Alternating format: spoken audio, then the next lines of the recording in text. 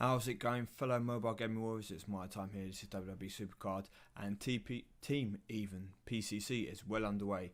Now, I have been at work and I accidentally skipped through the the notice that comes up. Apparently there've been some server delays, or some server, I think it's actually called it outages. So maybe some of you have noticed that when you're playing, but as a result, apparently they're extending the Team PCC by an extra, I think it said 3 hours or 4 hours, I'm not too sure, and everyone's going to get 300 credits as a result for those who have participated. So that's good at least. But I thought I'm going to bring team event to you, although most of you probably are playing in it. And there's something else that I also noticed, which I'm going to show you now.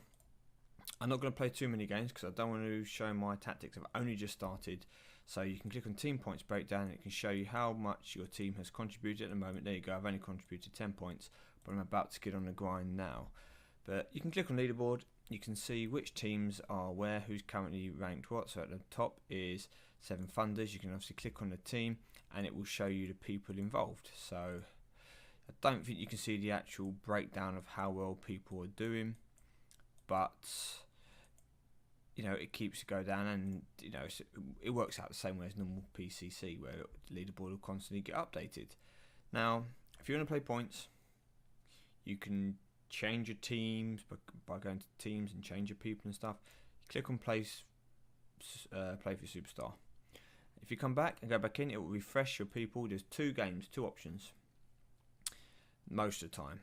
Sometimes you get one option like this. If it's not something you want to play, you go back and refresh. There's either +1, +3 or +5, and obviously +1 pretty much you should win without any trouble.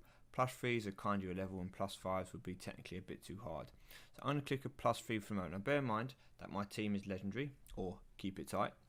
In honour of Xavier Woods, I obviously went for Xavier Woods. If you're not sure what keep it tight means, then check up his channel, up, down, down, and you will understand what I am referring to with this team. But we're in the legendary bracket, so you can see here lads at work are an epic, Deutsche team are legendary, and Dig It Sucker are a survivor. So I'm probably going to avoid playing a survivor team. So let's just click here. This is a screen you get. It will randomly pick you a team based on all the cards that your team have contributed. So once it eventually loads, we come in here and bang. So now you have to pick your team based on the cards here. Now I don't have a very good team here. I'm not going to go into detail about how I would choose to play this game. I'm just going to play it through to show you something, okay? So you play it through, and your idea is obviously to try and win. If you win, then you're going to get points to your team, and if you lose, like we're going to lose here, then you don't get any points, but you still get board picks. Obviously the frustrating part is you don't have control over what cards come out. So win or lose, you come to a board pick screen. So now we're going to see this pick screen here. So what's important to notice is when I come to pick it, notice at the bottom it says legendary plus. Okay, now look at that tier, look how far up it is. So that's my current exhibition deck. So it doesn't matter where the rest of your teammates are. So you could be in survivor and your teammate could be in ultra rare. It doesn't matter. Your board picks or your board pools will be equivalent to your current tier, not what your team's at.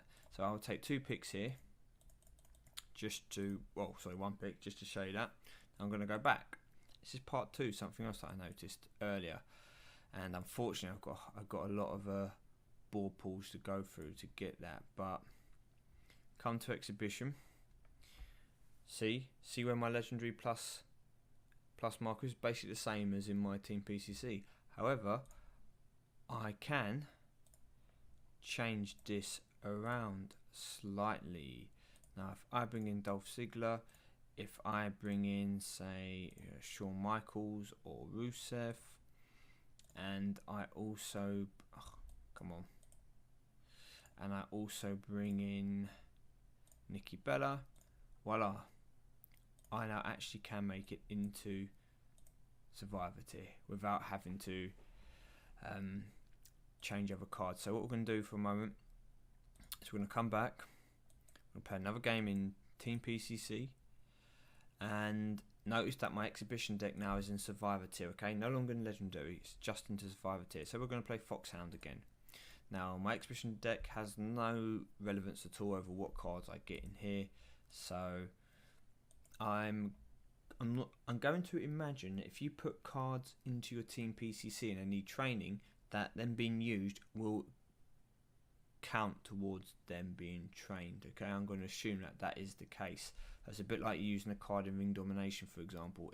The match will go towards it, fulfilling its stats. So I'm going to believe that your teammates can use your cards in the games and they will help train them up for you. But I can't say that for certain because I haven't put in a card at the moment which is in that situation, but I might try that out. So here we go, solo match, toughness, charisma. Gonna try and go straight away for the win this time. Last time I was happy to throw a card away because I got a decent card in that stat. I'll go there, and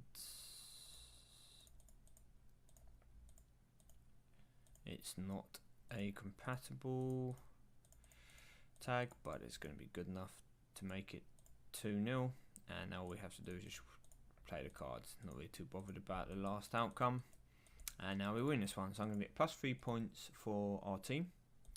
I'm going to get +1 point for Xavier Woods, who's going to get demolished in this because everyone else has gone for Devon Dudley, or pretty much everyone. And now when it comes to the board pool, what we're going to see is, hopefully, yes, there you go, I get a Survivor pool. So now I'm up for Survivor freebie. So whether we get it here or not, okay, is another matter. So there you go. As you can see, you get your pool based on your current ranking and your current exhibition ranking. Okay, so if you drop your exhibition deck down to super rare, you'd only be getting super rare pools.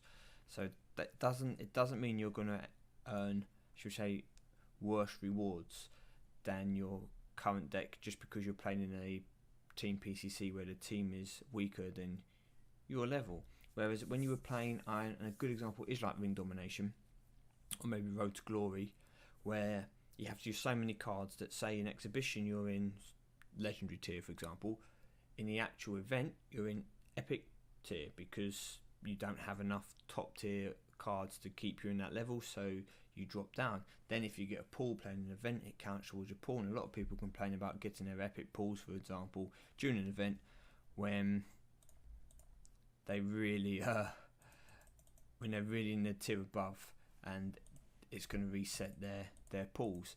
So that's a good thing it's sorted. It's a good thing that not everyone's down on the same level. So what I'm going to do here is I'm going to play through very quickly until I get my Survivor pool.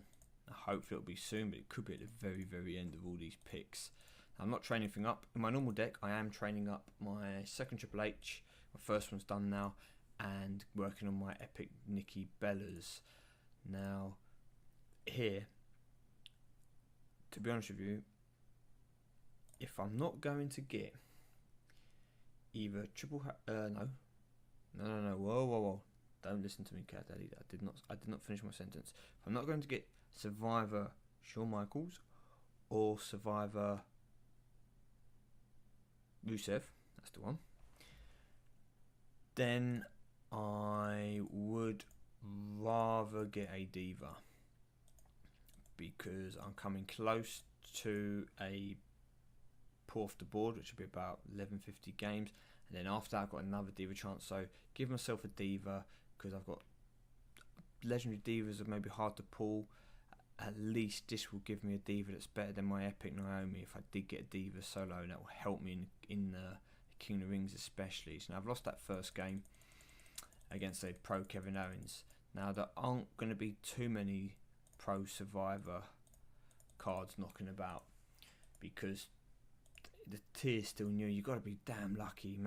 Imagine you've gone and bought a few packs, you're in the tier, and that, even if you've got 7 or 8 survivors, you can still easily not have a pro. It's got to be very lucky to have more than 1 pro at the moment, possibly 2 if you've bought a few packs and you have, say, 7, 8, done a King of the Ring or 2. Even then, the odds are still against you to even get a pro. So I will not be maxing it out straight away because the rest of my cards are not good enough. If I max that pro out, it's going to push me up higher up the ranks, but the rest of my cards are going to they're going to be lagging behind.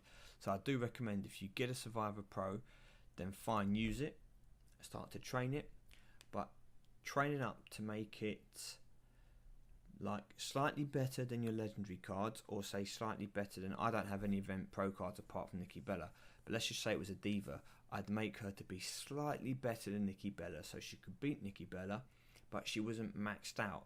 So she was good enough to beat the cards around her, but she wasn't so good that she was moving my overall rank and my overall team power or my overall team points up. And then I was then, say, facing people with 2 or 3 Survivor Pros that are maxed out, because I'm going to get whooped every time any of my legendary pros come up against them. They're just going to pull their pants down and say, have a go, and, you know, clean up after you. So, you know, you might think that's the wrong tactic, and if you do, then, you know, good luck with your tactic. But unless you've got what I would call the kind of cards to back it up, I definitely wouldn't max your Survivor cards out straight away.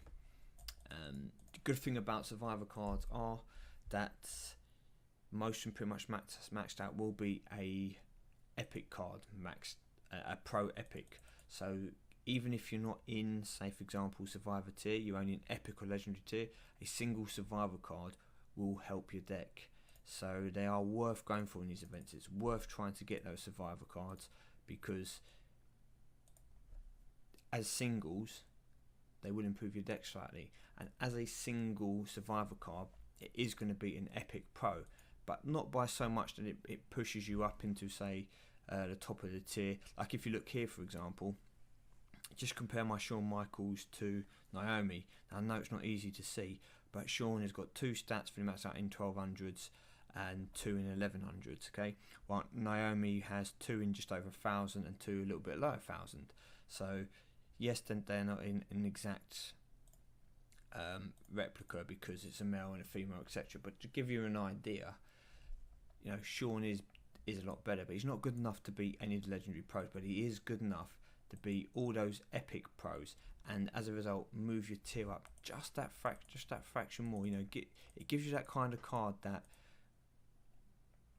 a single Survivor card, you know, you're comfortably going to beat all those epic pros, you're going to beat all the legendary singles, and you're going to beat some of those under-leveled legendary cards. Okay, you're going to get smashed by any legendary pro, and you're going to get smashed by any event pro, but you're also going to beat the solo event cards. So to get a Survivor card, whether it's because you've got it from a team reward, or whether you've got it because it was a pack opening or whatever, even if you're not in a tier, you can put that card to use. Now, I don't know how long this is going to take. I was really hoping it would be quite quick, to be honest with you. So but I know what will happen is if I come off camera, then I'll end up getting the pull. So yeah, we'll have to see. So how are your teams doing? I mean, for anyone who's in my team or is interested in being in my team, I seem to have a few sleeping people who don't really seem to be too active. So my plan is going to be that come the end of this PCC, because you can't change it once it started. Once the event starts, you can't change who's in your team. People can't leave, people can't join, so you have to go with what you've got. I'm going to see kind of who puts the time in, who puts the effort in. Doesn't mean that people have to play for days and days. It just means that you will see if anyone has actually bothered to participate, or if they're just there doing nothing. And those people who unfortunately haven't done nothing, haven't been speaking, I'm going to remove and open up a space or two. So if you are interested, drop me a message, drop me a comment, anything like that, and I will do my best to reserve the space. Otherwise I will just go to the community and see who is looking, because there's always still people looking to join either teams or change teams if you check in the team chat in game. Come on, Wayne on Network. Yeah, let me know what you guys are going for. I mean, what rewards you honestly think you're going to get. Now our team, even though I'm going to play for a bit now and try and put a few hours in, we're not going to finish anywhere near the Survivor cards, and that's no disrespect to everybody playing. It's just a case of we don't have a team of grinders. So if you've got a team of grinders, then yes, you can get the top rewards. Oh, you're kidding me. But if you don't have a team of grinders, then you have to make do with those lesser rewards. Right, I'm going to segue out, come right back once I've done these. Sorted out his card limit. Okay, we are back, and I hopefully won't have to do that again. So I'm going to go through, play these games. As I said, if you do want to try and join my team, please just send me a message, and I'll see what I can do. Power and speed. Now, I'm not playing those PCC games at the moment because I'm trying to get the wins. I've probably got a better chance of winning overall using this deck than using my PCC deck, where I'm going to get random cards. Now here, as you can see, I've lost again with either procs or enhancements and stuff beating me. Now this wouldn't be the team that I choose to use because it's not. If you're going to be at the bottom of a tier, like for example Survivor tier, you want to be there. Oh, here we go, Undertaker. Thank you. Look at that. Look at that. I won't complain. Okay, that is a great card. Perfect. I mean, I would have loved to get a pro, but Undertaker, third Survivor card, spot on. In case you're not too sure and the card's coming out, any stat above 700 will be classed as a good stat. So if you look at him, he lacks on speed and his charisma is okay, but his power is good and his toughness is excellent. So Undertaker is probably, I don't know for a fact, but I'd almost say he's probably top 5 maybe in cards. Definitely top 10. Good chance he's top 5. So that's awesome. And it also means you don't have to sit here and watch me playing a load of crappy games and listen to me dribble on about a load of faff. So what we will do very quickly then is we will come in here and we will level him up, because I have just gone to Survivor, shouldn't I? I have some cards to do so. So, I can't actually level him up to the max because I've just reached my limit. We'll see. Okay, so we'll use an Undertaker rare to get him to level 18, and we will fill him out with we might even have a super rare Undertaker to fill him with. No, okay. We'll use 3 super rares to get us to 19, and how much is that? Oh, it's 80. Okay. Now we will come in very quickly. See what enhancements I have to throw in. Shouldn't take too long. Yeah, so I'm going to do this, see what his overall stats end up being, and I might even put the tokens on him now as well. Sometimes I wait until I've trained the card up before putting the tokens on, just so it helps to reduce. Say for example, if you're going to train a card, you don't want to be at the top of a tier, you want to be at the bottom of a tier. This is the point I was trying to allude to before, is that if you do have a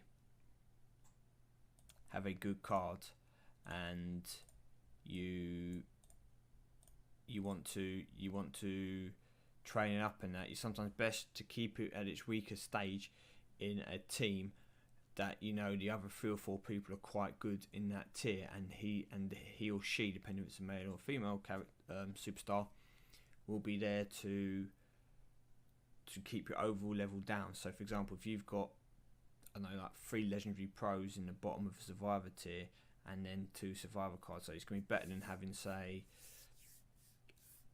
a all legendary pros, because as that moves you up the tier, your opponents are going to be harder. So these are stats. He gets, let's have a look, he gets a plus 18, plus 18, plus 17, and plus 17. So they are basically saying that at this juncture, you're going to make the most out of Undertaker by putting on power and toughness. That's a shame, because I wanted to do something along the lines of power, charisma, and power again. Probably 3 powers and charisma. Then the next ones they do a power, toughness, and 2 charisma. But because he gets less stats, I don't know, you know. I don't know. I know you might say, oh, plus 18, plus 17, what's the difference? But it will mean overall his stat points are going to be weaker once it's obviously multiplied, once the two cards are put together. And while it may make him better in terms of charisma against other Undertaker cards, you can't be guaranteed you're playing Undertaker cards, especially at this stage. It's not like it's an event card. I think I'm going to have to two-stat him. I think I'm going to do one, which is going to be 2 power, 2 toughness, which is this one, and next one maybe 3 power and 1 toughness. And then with my final tokens at the end, I might put a couple into charisma just to boost it. But yeah, we can go with this for this one. So basically, Undertaker's going to be a beast, so he's going to get plus 18 into power and toughness, which is 54. So that's going to put him at 1250 for power and 1281 for toughness, and you get 17 for speed and charisma, so that's 51, which is going to put him at 1164 for speed and 1189 for charisma. So yeah, that's quite a good card. You know, 1200 over 1200 is good. It's going to be a good stat for a single survivor. Anything over 1250 is going to be really good. If you really want to push something into 13, then you're going to be, you know, top of your class kind of thing. But as you can see here, this Rusev is completely trained up, all his tokens on, and still compared to Undertaker, you know, Undertaker overall is miles better than him, and he's not even played any games. Compared to Shawn Michaels though, as you can see, completely leveled up. 1239 for the speed, 1255 for the charisma, 1167, 1183. That's my way of doing it, okay, just to show you here. This is what I did. Same thing again. He got his biggest bonuses in speed and charisma, so I've decided to focus on them for now. And if anything, I will add some to the toughness and the power on his final pro version. But once again, Undertaker, once he's completely done, he is going to outdo Shawn. Again, he's already better than him in power. He's already better than him in power and toughness. He won't catch him in speed or charisma. You know, it's just fact. So they do tag. So I've got what you would almost call a perfect tag there. One person that specialises in two of the attributes, and another that specialises in the other two. So really happy with that. Really happy. Gonna go back now and do some PCC grinding. Try and not get stuck on doing just plus ones. Good luck with yourself. Not too much luck, you know, because I don't want all you guys to like get miles ahead of us, you know. I don't even know what rewards we're going to try and go for. I mean, realistically, I think we're about 2100 or so at the moment. 2235, well, that probably currently gets us an uncommon Mark Henry. That's going to be my guess. Now, let's have a look. I was joking when you're uncommon Mark Henry, but it's something crap basically. So okay, so currently in ultra rare. Now that could be good for some of the people in my team, so I'm not going to knock them. The gold dust, for example, could make you a pro. Ultra rare cards may be where you're at, but if we can push through and we can get into the top 1250, you're going to get an epic card. So if you are down in the ultra rare tiers or the super rare tiers, an epic card's obviously going to be a big boost for you. Plus it also means that when you do get that to the epic tier and you get that pool, etc., you're going to have 2 epic cards, not just a one. A very, very, very, very slight outside chance of being able to make a pro. And you know, these kind of rewards are going to help to push you forward quicker than having to just grind out games or do King of the Rings. So anyway, good luck everyone. I've been MyTyme. Try not to smash us to pieces, please. And in the words of Xavier Woods, just because Team PCC has started, keep it